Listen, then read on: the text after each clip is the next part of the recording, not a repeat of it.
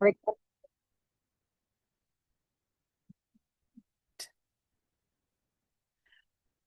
All right, good afternoon, everybody. My name is Lois, and I am an Indianapolis based librarian, and it is my pleasure to be speaking with you today about Noodle Tools. And so, today, as I mentioned in the chat, I am going to be recording this entire video, or this session. And so later, when we wrap things up, I'll give you an opportunity to ask me questions in the chat and to currently you are all muted, but if you want to, I think you can unmute yourselves, but send me a message in the chat. I am doing this solo, so I won't be able to toggle between the chat and the presentation, but I will definitely check when we're finished, and then I can go over something, or we can address it. So welcome to this session. I'm going to go ahead and make this a little smaller and admit people as they come in. And welcome to a Noodle Tools presentation statewide. And so I am going to start at my Ivy for those of you who are looking at this for the first time, and maybe you've been asked to use Noodle Tools, or that's a requirement for your class, and you're still like, I don't even know where to start. And so to start, how do you find Noodle Tools? Well, Noodle Tools is technically on both the statewide and on campus library sites, and that can be found underneath citing sources. And so if you are trying to find your library, you can access it through My Ivy. So up in the top left-hand corner where it says search, if you type in library, you're going to have two options. One that says nothing beside it, and then one that says statewide. If you click the one that says library with nothing beside it, it will take you to your campus site. If you do library with statewide, then it's going to take you to the statewide site. And so the differences are that the Indianapolis or your campus site is customized for you. And the statewide site, it has more general information, meaning they're not going to tell you when they're open, because they're online, they're open 24 hours. And so whether you're at the campus site that's closest to you, say Warsaw, South Bend, Evansville, or you're on the statewide site, you can find Noodle Tools in both places. This is the Indianapolis site, and we have it under citing sources. I can access it right here. If I'm at the statewide site and I go underneath citing sources, I can access it right here. So if you have a teacher who is asking you to use it in your classroom, those are two on-ramps that you can consider. Most likely they have given you a link, or they've embedded it in Ivy Learn, but that's where you can find it from the library sites. Now today, since we are working with a statewide audience, I am not going to be talking about the Indianapolis site or any campus site. In fact, we're going to concentrate on statewide. And even though I'm from Indianapolis, I'm speaking to you as a statewide librarian. And so when you're on the statewide site and you access Noodle Tools, you will have to set up your account before you can use the software. But once you get into the software, it's going to look a little bit like this. Most likely, unless you've used this for other classes, you will have a blank page here. Now, what is Noodle Tools? I mean, it is this might be the first time you have ever used it, or the first time you've ever been asked to use some type of software to help you organize your sources or to create citations. But Noodle Tools is something I've been hearing about for the last couple of years, and I think it's a fantastic resource. And technically, it's an online subscription-based research management platform, and this is provided for you for free at Ivy Tech. And it's designed for students and people doing research to organize their sources, to take notes, and to create accurate citations. And so today what we're going to do is I'm going to show you how to develop a project, how to create citations for sources you find, and then how to organize all of them. And so once you've logged in and you found it from the library site and you have found your section or found your area, like I said, most people will have nothing here. But before we talk about adding something brand new, I actually want to talk to you about how you would add to an existing project. Now, every single one of these are existing projects. I've done projects over road rage. I've done it over drugs and athletes. And today we're going to be using the model of social media and mental health. Now, one of the nice features about NoodleTools is that it is something that you can go back to over and over and over again while you're developing your ideas. And so sometimes you have to do something, a project or technology, and it's timed, or you have a deadline, or once you do it, it's more permanent. But when you are working in NoodleTools, once you start a project, you can go back to it over and over and over again throughout time. And so every project is going to have a title. This is social media and mental health. That's what my whole project is about. Or I could say, this is what my paper is about. This is what my presentation is about. It is an APA style. So we have different styles we can choose from, and I've chosen APA for this example. This is at the advanced level. So there are 3 different levels that I can choose. When we are working here at Ivy Tech, because we can get the most options by going with advanced, we always choose advanced. Next, as you go to the right, is you have the opportunity to create a to-do list. As you can see, when I hover here, I have a little red clock or a dial. And if I click into that, I can see certain things that I've done to keep myself on track. So I was supposed to make a tutoring appointment a couple of days ago. I added the date and I didn't do it. So it's showing up as red. I need to find some sources by tomorrow, it looks like. Find 4 sources. I haven't done that. That's also showing up in red. But this one, it looks like at one point I had my project as MLA and I wanted to change it to APA. I already did it. It looks like I already did it back in January. Wow. And so this is blue. And so for those of you who do better when you have goals and deadlines, that is a component of this project that you can always add for yourselves. We have sources. So I've gone to 8 different places to find information. I've made 10 note cards from my sources, which again will be explained a little bit better, but this is what I've done. I have 2 attachments. I last updated it yesterday. And then over here to the right, I have 3 little dots. I can copy this project if I want. I can add more attachments if I want. So with this little paper clip, I can rename this. I could say social media and mental health and teenagers if I wanted to. And then I could change it back. I could change the style from APA to MLA. And then I could also change the level from advanced to basic. And I could also delete this entire project. So those are some things that I can do as long as I have an existing project, which will be here until I physically delete it. You can even see here when I looked at, I have a project here with drugs and athletes back that I haven't touched since November. If I clicked into it right now, I'd be able to access everything I did nearly, at this point, 6 months ago. And if I go back, I can look at any part of this. And when I go back to my projects, you'll see that, that there was no problem doing that. And had I updated even one thing here, say I wanted to maybe change the ISBN number and save it, if I realized that maybe I had done something incorrect, I can always go back and it will show me that the date that I last updated it. So it's very nice. It moves super fast.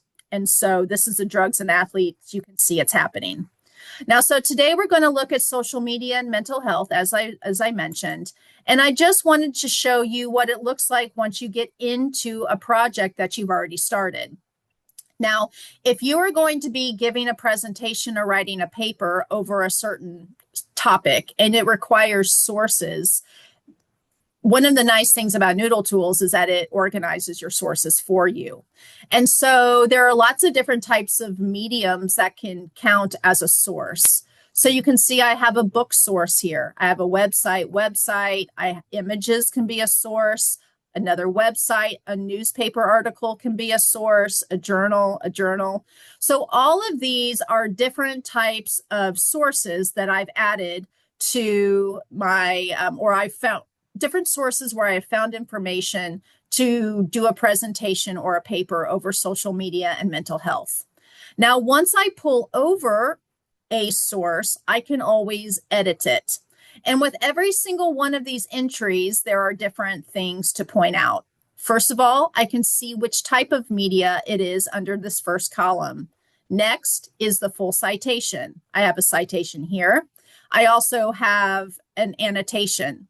Next, I have one note that I have made from the source of this book, The Craving Mind from Cigarettes to Smartphones.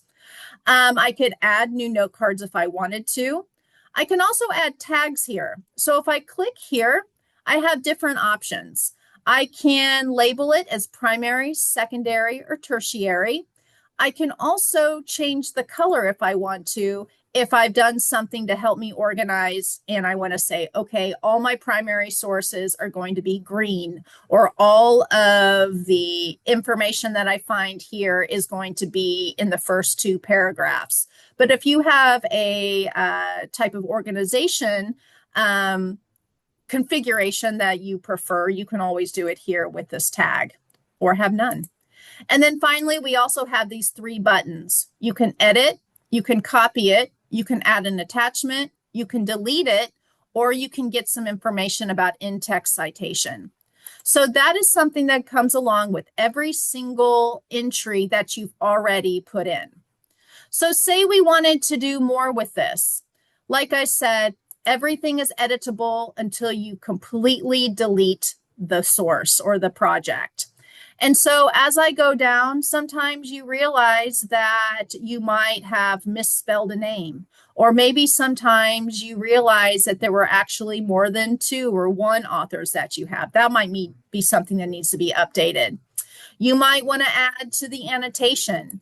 If anybody has done an annotated bib, or bibliography for any of your classes, a lot of times it's going to consist of three different parts. It's going to have your citation, it's going to have a summary, and then it's also going to have an element of when you are scrutinizing it and you are determining whether or not the source is a right fit for your presentation. And so an annotation is something that you could always add here. And so if I'm saying that it provides groundbreaking answers, this has many infographics about the topic, the date this was published was 2025, so the information to date.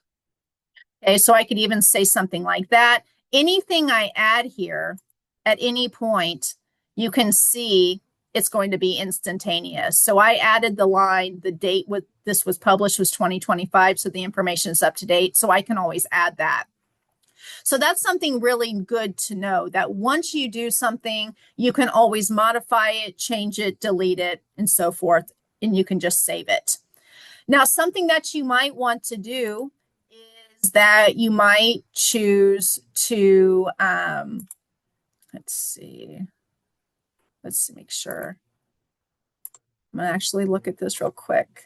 Good afternoon. Oh, okay. And so thank you, Warsaw, for being here today and having your watch party. So I'm going to go ahead and hide this again. Okay. So once you have your project done, you see that you can always edit any source that you've already added, but you can also add a new source, and that makes perfect sense. So if you want to add a new source, first of all, you need to find your source. And so I've already pulled up one here, but that's always the next step. A lot of times teachers will say, hey, we want you to have 5 sources, or we're going to give you 3 or 2, and now you need to find 2, or I want to make sure that you're able to do this, so all of this is on you. And so whatever the number is, it's always up to the instructor. It's always up to the assignment. It's dependent on the assignment and their goals for you. And so if you need to add a source, you first need to find the source. Are you looking at a database on the library site? Are you in Google? Have you been Googling and then you found it?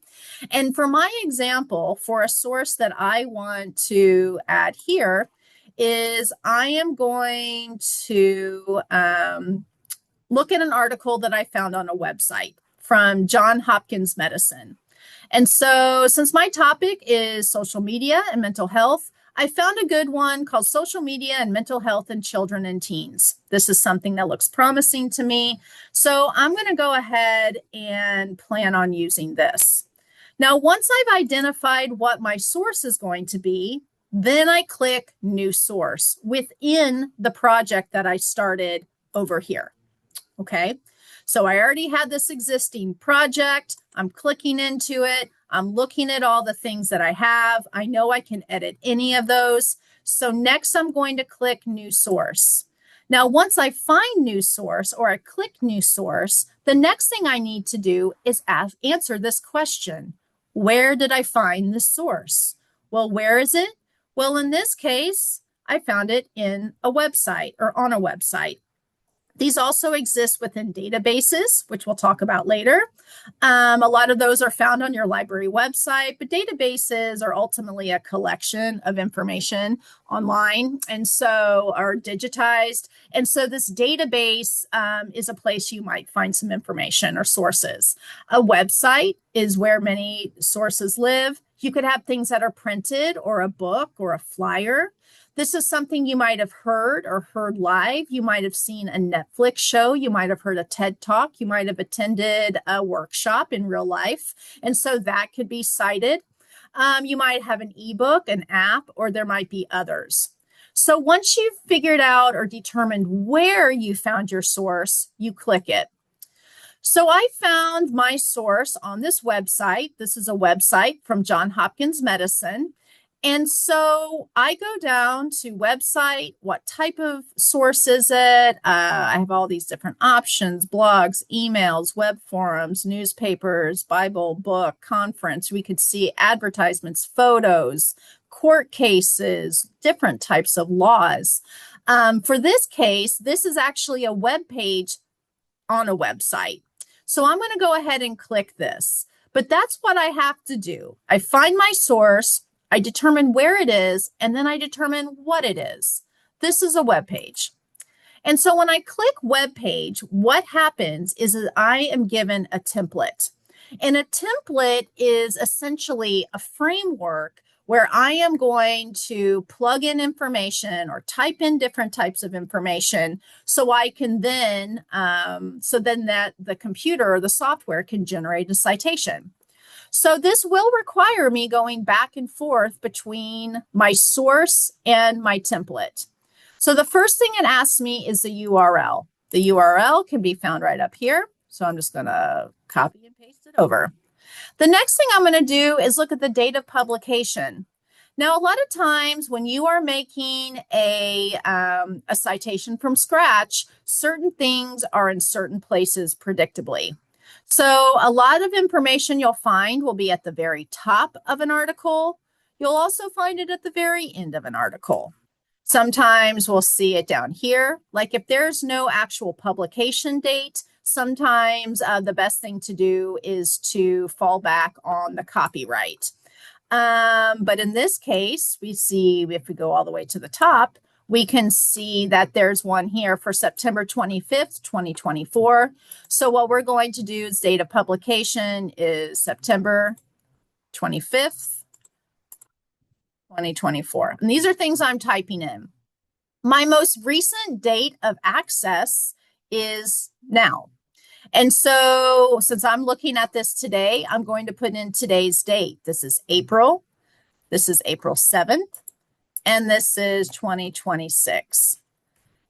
The next thing that I do is I am going to put in my author's names. Remember, a lot of this information can be found at the top. And so I'm going to go ahead and say, Carol, let's make spell her name right. Oops. Carol. We do not have a middle name, so we have Vidal. So we're going to leave that blank. We're going to type in Vidal. And a suffix, is this MD?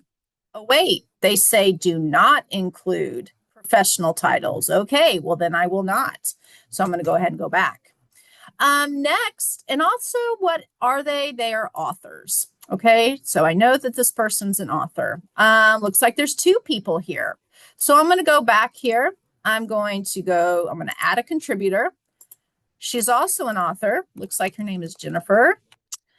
It looks like she has a middle name here. So Margaret. And then we know her last name, Katzenstein. And also same issue, we're not going to type in PhD. So we have all of these here. We know who wrote them. Next, what we're going to do is we are going to name the article, okay? And so the web page or the document article title is right here. Social media and mental health in children and teens. I've copied it. Now I'm going to paste it. Now look what happened. As soon as I did this, it starts to give me more tips. It says the first letter of the words listed here should not be capitalized unless they are proper nouns or acronyms. So they're telling me what to uncapitalize. And this is based off of the fact that I chose APA for my citation style. So capital S seems to be fine, but I'm going to make little m, little h, little c, and little t. All right, so that yellow box went away. We're doing okay. Next is the name of the website. So websites a lot of times will have something up in the top hand corner. Sometimes it's part of the URL. We'll go ahead and call this Johns Hopkins Medicine. And then if we want annotations, save the citation to add an annotation. So I'm going to save it. And then I'm going to add an annotation. Let's see, expert analysis from Johns Hopkins Children's Center. No effects. Social media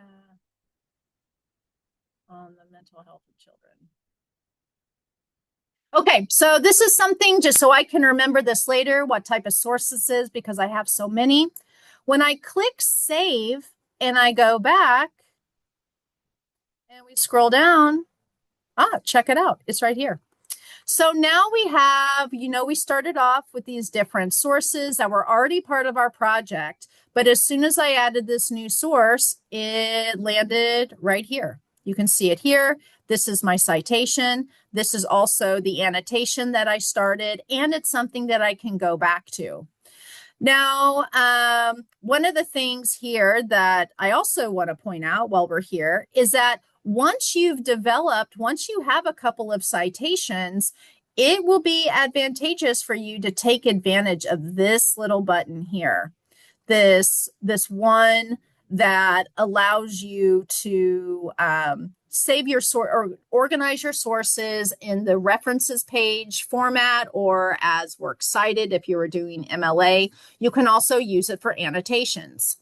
And so say that I wanted to look at all of these or see it organized like it would for my final paper that contains all my citations. If I click here to this export and print, and then I click print export to Google Docs, and I click here, they'll ask me if I want to export everything that I've added here. And I'll go ahead and just say, yes, I want all the sources, but I don't need all this information. I'll go ahead and click submit. And what it does is it beautifully organizes all the sources that I have on this page but into something that I can turn in later when I've developed my whole paper, because everybody who gets any information from another place is going to have to cite it somewhere. And so if we're looking at this, I can have my Brewer, my Edwards, my Gecker, all of these different sources. And as an annotated bib, I have my citation. And had I filled out that annotation piece fully to my teacher's expectations, I could have pulled it over. And this is essentially an annotated bib. And so you can see that it's been formatted the way that you're supposed to when you turn in a works cited page or a references page.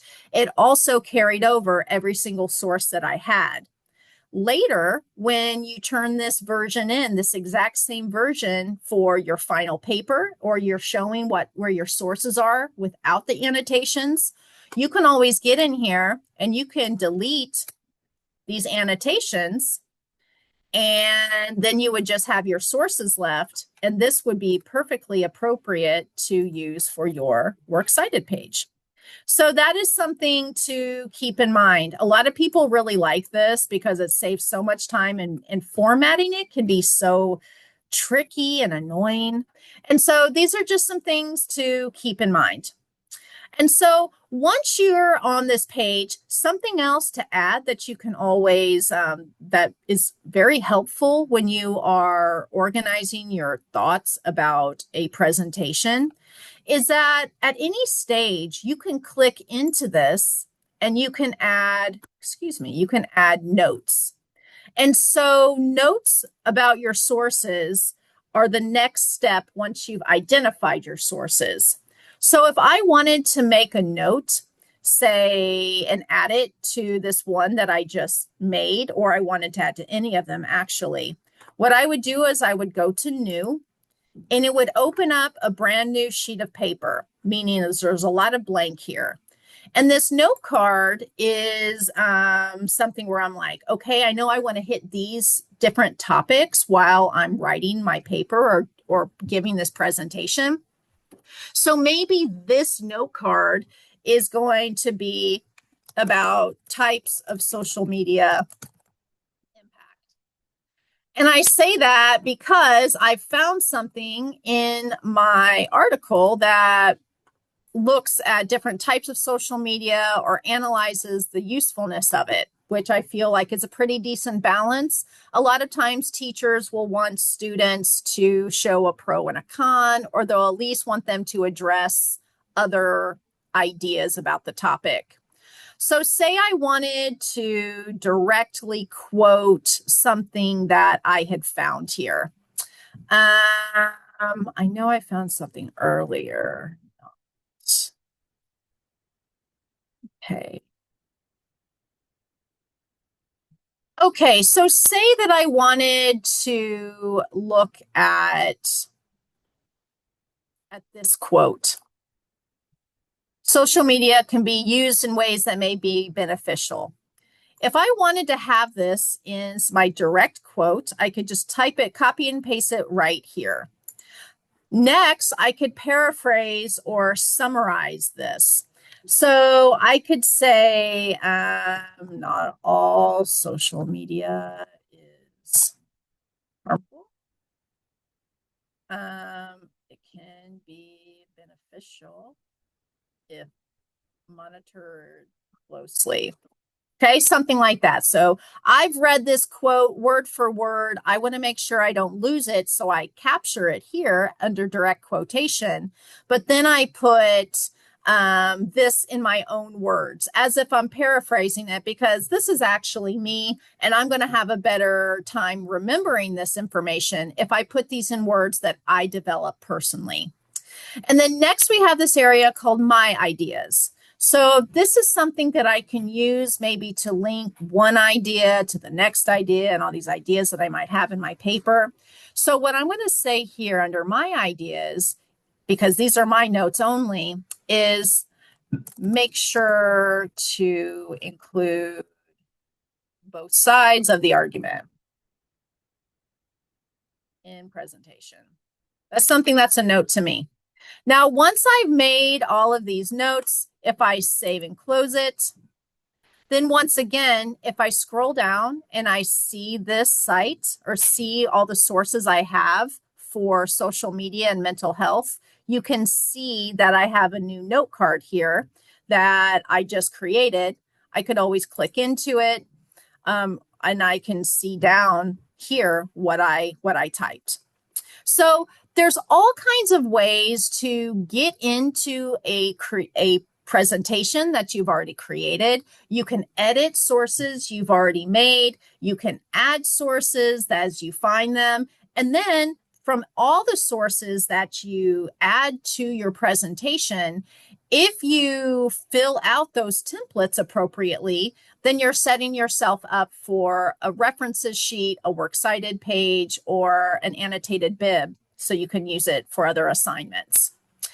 Now, the final piece, which again, maybe seems counterintuitive, you might say, why didn't you just start from showing me how to make a new project? Is because sometimes it does kind of seem actually more confusing to say, here's a new one, and here's how we're going to change it. But if we look at this new project, say right now you're getting ready to organize your thoughts for the final big paper you're going to write for this 8 weeks. So if you wanted to do that, you would go to your home page, or so this is when you log in. They're going to show you all your projects. You can see the ones I already have developed.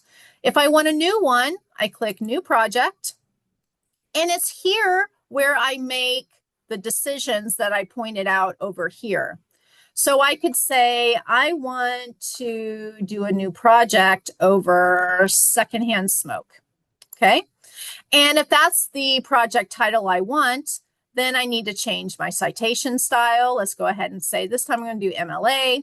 And I have all these different levels, starter, junior, advanced. I'm going to always choose advanced because it has all these different formats I might choose. So I'm going to go ahead and submit that. You can see it comes up right here. I have MLA advanced, nothing else here. I haven't made a to-dos list yet. I might say, oh, wait, no, I don't know why I said MLA. Actually, I want to change that to APA. I could go over here. I could change the style, and I could change it to APA now. I could also change this to junior or starter if I wanted, although, again, I'm not going to recommend it. So I can change that, any of these things at any point. I just have to make sure that I save my work. Once I choose to start adding sources, if I click into it, you can see it's totally fresh, blank page, white page. And so you would have to add your sources one by one by one as you find them. However, there's something else that you can do that we really like to show you, because by this stage, you should know how to add sources to any project, one that you've had for a few months or one that you've just created 5 minutes ago. And that's by going to the library site, because a lot of you will have librarians present to your classes to tell you how to find sources from our library sites. You might have teachers who prefer it, actually, for you to find things from academic databases. And this is how you could have that work for you.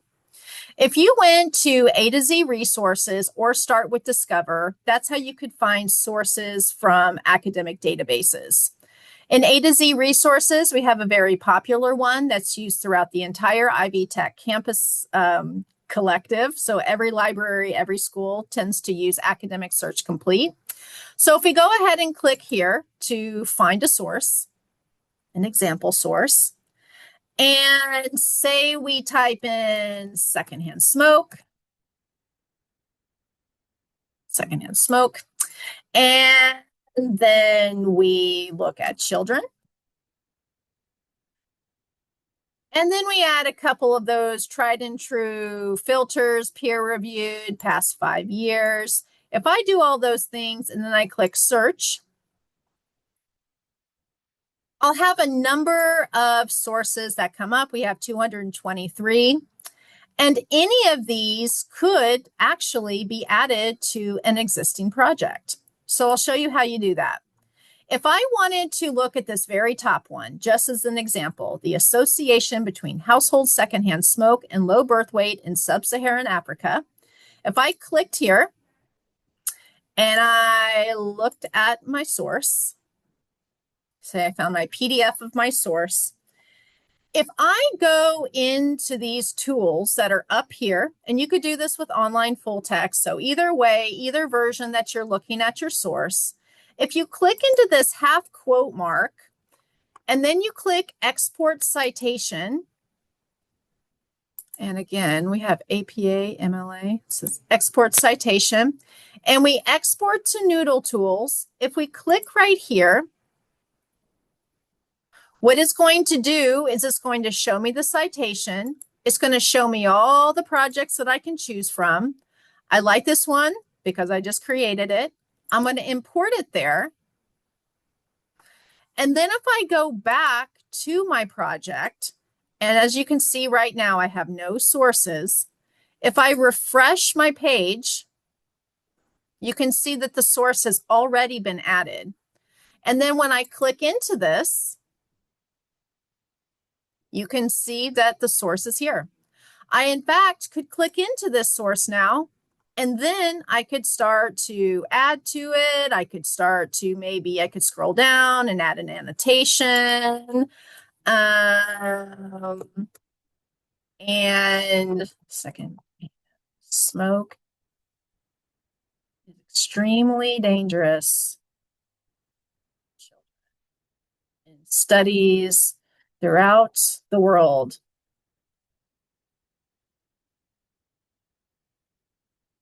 If that's something I then save, again, I could go back. You could see it's there. You can also see that it's right here.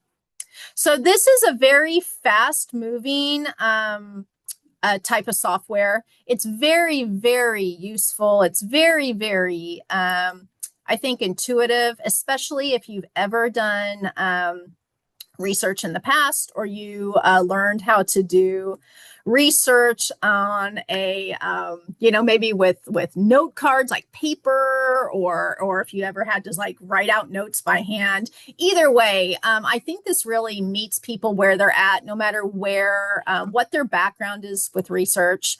And I hope that it all makes sense to you. I know it's all going to be very individualized, but if you go through those steps and you kind of see how to start a project, how to revise a project, you'll see that it really is, it's one of the less clunky pieces of technology that I've used throughout the years. So with that said, I am actually completely finished with this presentation. I've covered everything that I feel is really important to know when you are using this tool for the first time. And oh, it looks like epic time saver. Thank you to somebody. Yeah, that's true. It really is. And I know when it's probably you were first presented it, you might have been like, oh my gosh, what? Something new? That's another thing I have to use. But honestly, if you make your peace with it, it really is, you can really help you move through a lot of necessary components of research, or when you are developing research for a big presentation, slideshow, a paper, whatever your need is. So we have just a few more minutes. If anyone wants to add to the chat, I'm looking at it right now. I'm sharing my screen with you. Feel free to add to it. Otherwise, we're going to wrap this up, and I'll be sending you a recording in a few hours. So is there anything that still needs to be covered? You're also welcome to unmute yourselves. Or maybe I need to unmute you. You might need to tell me.